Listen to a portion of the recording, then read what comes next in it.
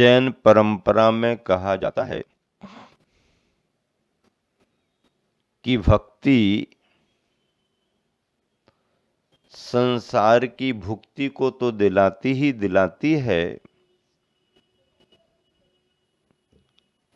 कर्म रहित अवस्था को प्राप्त करके मुक्ति भी दिलाती है। मतलब ये हुआ कि भगवान की भक्ति शुभ रूप में फल प्रदान करके संसार की सुख सुविधाएं वैभव को भी दिलाती है, भोजन पान से संतुष्ट करती है और इच्छाओं के पार जाकर के इच्छाओं से परे करते हुए मुक्ति भी दिला देती है। भक्तों के लिए दृढ़ विश्वास रखना पड़ता है। और एक बात और है, धर्मात्माओं की भक्तों की ही परीक्षा होती है। परीक्षा किसकी होती है? धर्मात्माओं की परीक्षा होती है। दुष्ट दुर्जन दुरात्मा की क्या परीक्षा होगी? उनका कोई नियम संयम नहीं है। जिनके नियम संयम संकल्प होते हैं, परीक्षा उनकी होती है। आचार्य समंत भद्र महाराज जी ने अपने जीवन में परीक्षा दी और वो स्वर्ण के समान खरे उतरे। आचार्य मानतुंग महाराज जी ने अपने जीवन काल में बहुत बड़ी परीक्षा दी और उनकी भक्ति के प्रभाव से, भक्तामर स्तोत्र के रूप में स्तुति करने से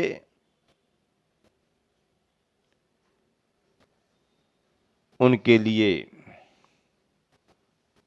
बहुत बड़े चमत्कार की प्राप्ति हुई। कारागृह के ताले तोड़ने के लिए उन्होंने स्तुति नहीं की, उन्होंने तो अपनी कर्मों की बेड़ियां तोड़ने के लिए स्तुति की। लेकिन ध्यान रखना कि कर्मों की बेड़ियां तो टूटी ही टूटी, कारागृह के ताले भी तड़ातड़ खुल गए। जैसा आचार्य समंत भद्र महाराज जी का स्वयंभू स्तोत्र 24 तीर्थंकर की स्तुति के रूप में प्रसिद्ध है, आचार्य प्रवर मानतुंग स्वामी का आदिनाथ भगवान की स्तुति के रूप में भक्तामर स्तोत्र भी प्रसिद्ध है। वादिराज आचार्य महाराज ने भी अपने जीवन काल में परीक्षा दी। उनके लिए भी जब अशुभ कर्मों की तीव्रता आई तो शरीर में कुष्ठ व्याधि हो गई और जब उन्होंने भगवान की भक्ति की तो सारा शरीर भक्ति के प्रभाव से स्वर्णमय कंचनमय हो गया। एक ही भाव स्तोत्र के रूप में उन्होंने भगवान की स्तुति की थी। धनंजय कवि विसापाहार स्तोत्र के रूप में भगवान की भक्ति की। उनका बेटा जिसे सर्प ने काट दिया था, जहर के प्रभाव से मूर्छित हो गया था। अंदर में आयु कर्म शेष था, लेकिन जहर का प्रभाव ये हो गया कि वो निश्चेष्ट हो रहा था। उसकी मां बड़ी व्याकुल हो रही थी, बड़ी परेशान हो रही थी। वो चाहती थी कि शीघ्र इसका उपचार किया जाए, लेकिन पिता धनंजय कवि उस समय भगवान की भक्ति में लीन थे, मंदिर में पूजा कर रहे थे। समाचार भिजाया, वो आए नहीं। पुनः समाचार भिजाया, वो आए नहीं। वो ये विचार करने लगे कि सर्प ने काट ही लिया है जहर का प्रभाव चढ़ ही गया है, अब अगर चला भी जाऊं तो कुछ कर तो सकता नहीं हूं, और यहां भगवान की हमारी पूजा भी छूट जाएगी। पर उन्हें विश्वास था कि बाहर की औषधियों से भी ज्यादा प्रभाव भगवान की भक्ति रूपी औषधि करेगी। इसलिए उन्होंने और भगवान की भक्ति करना शुरू किया। भक्ति से उनका पुण्य बढ़ता गया। यह गृहिणी बेचैन होती रही। परेशान होकर के उसने अपने उसी मूर्छित बच्चे को उठाया जो ये मृत समझ चुकी थी, और लाकर के मंदिर में सेठ जी के सामने ही रख दिया कि बच्चा गया, अब आप अपनी पूजा करते रहो। सेठ जी ने बड़ी गौर से बच्चे की तरफ देखा, भक्ति करते रहे, पूजा करते रहे, और पूजा संपन्न होने पर बड़े विश्वास के साथ गंधोदक लिया और बच्चे को लगाया, ये मान करके कि अगर कोई औषधि बचा सकती है तो भगवान का गंधोदक ही बचा सकता है, शेष कोई औषधि काम नहीं करेगी। जैसे ही गंधोदक लगा, देखा गया कि बच्चा उठ करके बैठ गया है। इन सबको सुनकर के आप सबको आश्चर्य तो होता होगा, लेकिन आश्चर्य होने के बावजूद भी ये मिथ्या कल्पनाएं नहीं हैं, ये सत्य घटनाएं हैं। ऐसा हो सकता है, संभव है। बड़े बड़े वैज्ञानिकों के भी ऐसे प्रयोग रहे हैं, आप सबके भी ऐसे अनुभव रहे होंगे कि जो बड़े बड़े औषधि उपचार काम नहीं कर पाते, कभी कभी पुण्य के योग से, धर्म की भावनाओं से, मंत्रों के प्रभाव से, पूजा पाठ के प्रभाव से वो रोग दूर हो जाते हैं। कुष्ठ रोग से ग्रसित श्रीपाल के लिए मैना सुंदरी ने भाव भाव आकर के गंधोदक लगा करके उन्हें कामदेव जैसा रूप दिला दिया। पुण्य का उदय आता है तो सारी बाधाएं दूर हो जाती हैं। ऐसा ही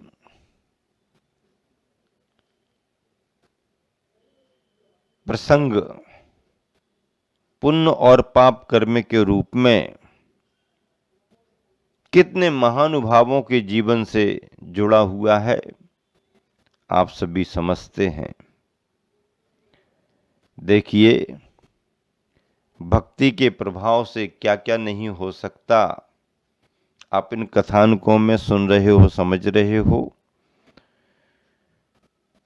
बच्चा उठ करके बैठ गया, इसका मतलब ये नहीं था कि मरे हुए बच्चे को फिर से आयु कर्म मिल गया, नहीं, लेकिन जिसे हमने बाहर से मरा हुआ समझ लिया था, वो अभी अंदर से चेतनावान था। उसके शरीर पर, उसके रक्त पर असर तो पड़ गया, लेकिन उसका आयु कर्म शेष था।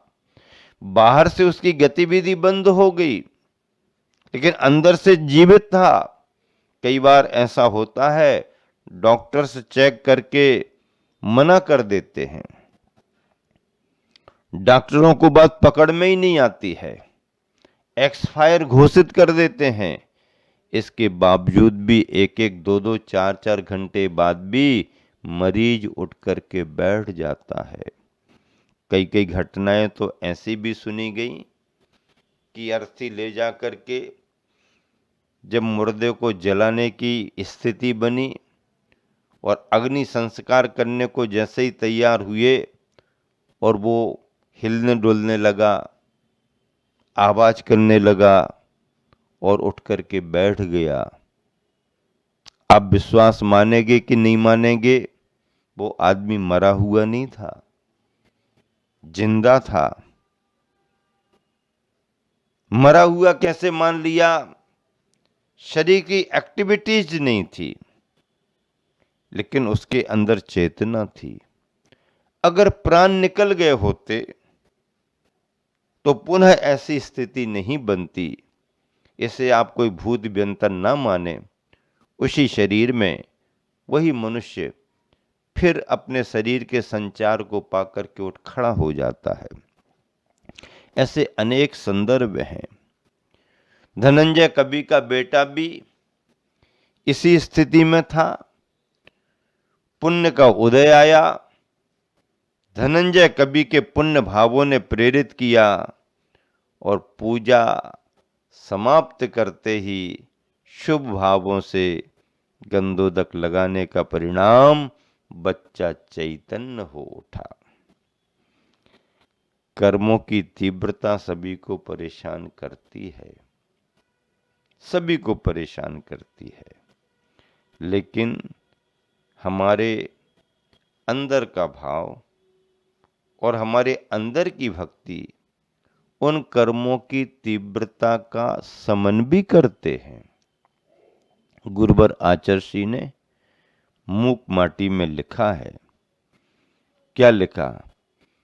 जब हवा काम नहीं करती है तब दवा काम कर जाती है। जब हवा काम नहीं करती है तब दवा काम कर जाती है, और जब दवा काम नहीं करती है तब दुआ काम कर जाती है। हवा, दवा और दुआ। जब हवा काम नहीं करती है तब दवा काम कर जाती है, और जब दवा काम नहीं करती है तब दुआ काम कर जाती है। इससे भी बढ़कर के बात और होती है। क्या? जब दुआ काम नहीं करती है तब आत्मा की, तब चेतना की आत्मजाया स्वयंभुवा काम कर जाती है। आत्मजाया स्वयंभुवा काम कर जाती है।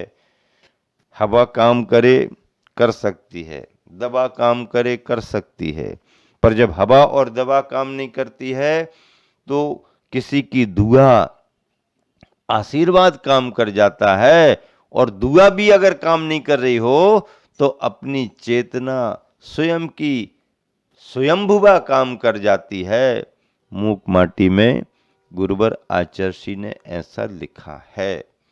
भक्ति मुक्ति को भी दिलाती है, संसार की भुक्ति तो दिलाती दिलाती मुक्ति को भी दिला देती है।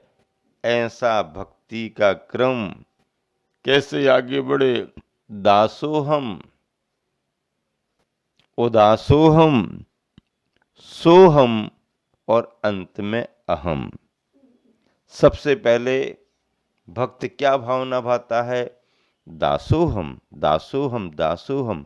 हे भगवान, मैं आपका दास हूं, मैं आपका दास हूं, मैं आपका दास हूं। हे भगवान, मैं आपका दास हूं। सबसे पहले भक्त के मन में भाव आता है कि भगवान दासोहम, मैं आपका दास हूं, सेवक हूं। अब सेवक सेवक रटते रटते, सेवा सेवा करते करते करते करते आगे भी तो बढ़ो। उसी क्लास में कब तक बने रहोगे? दासोहम, दासोहम, दासोहम, दासोहम। हाँ, दासोहम तो ठीक है, अच्छा है, लेकिन दासोहम ही कब तक करते रहोगे?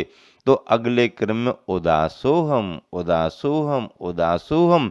मैं दास तो तुम्हारा हूं, लेकिन अब आगे बढ़ करके संसार के विषयों से उदास हो रहा हूं। आपके प्रति अनुरागी हूं, आपका दास हूं। आपके दास होना ही पर्याप्त नहीं है, संसार से उदास होना भी जरूरी है। उदासोहम, उदासोहम, उदासोहम। और उदास होकर के सन्यास के मार्ग पर आगे बढ़ गए। अब सन्यास के मार्ग पर आगे बढ़ गए तो उसके आगे और क्या है? उसके आगे और क्या मिलेगा? सोहम, सोहम, सोहम। हे भगवान, जैसा आपका स्वरूप है वैसा ही मेरा भी स्वरूप है। क्या सुन रहे, नहीं सुन रहे? क्या कह रहे हम? हे भगवान, जैसे आपका स्वरूप है वैसा ही मेरा भी स्वरूप है। दासोहम, उदासोहम, सोहम और अंत में अहम, अंत में अहम, अंत में अहम। अहंकार का भाव न हो, अरहमपने का भाव हो। अहंकार का भाव न हो, अरहमपने का भाव हो, यही अहम के भावों में समाया हुआ है। और इसी को क्या कहते हैं? भक्त से भगवान बनने का क्रम यही है। भक्त से भगवान बनने का क्रम क्या है? दासोहम, उदासोहम, सोहम और अहम। यह व्याख्या किसने की? इन शब्दों के द्वारा व्याख्या किसने की? ये व्याख्या मेरे गुरुवर आचार्य श्री विद्यासागर जी महाराज ने की है। इस शब्द और शब्दों का क्रम, शब्दों का भाव गुरुवर आचार्य विद्यासागर जी का है, और जिसे मैंने ऐसे बोध वाक्यों का संग्रह कर करके सागर बूंद समाये अद्भुत कृति तैयार की है, जिसमें गुरुवर के विचार सूत्रों का संग्रह है। विचार सूत्रों का संग्रह है। ऐसी अद्भुत कृति सागर बूंद समाये में ये कोटेशन आया हुआ है। भक्ति मुक्ति की दातार होती है, शुभ भावों की करने वाली होती है। अशुभ भावों से बचने के लिए, शुद्ध भावों को पाने के लिए शुभ को माध्यम बनाना पड़ता है। और यह शुभ भक्ति हम सबके लिए कलिकाल पंचम काल में परम कल्याणकारी मानी गई है। और ऐसी भक्ति निरंतर पंच परमेष्टियों की, देव सास गुरु की करते रहना चाहिए। सम्यक दर्शन की परिचायक है। सम्यक दर्शन में तत्व का ज्ञान करते हुए, तत्व की वीतरागता का अनुभव करते हुए देव सास गुरु की भक्ति करना अपने कल्याण के लिए बहुत जरूरी है।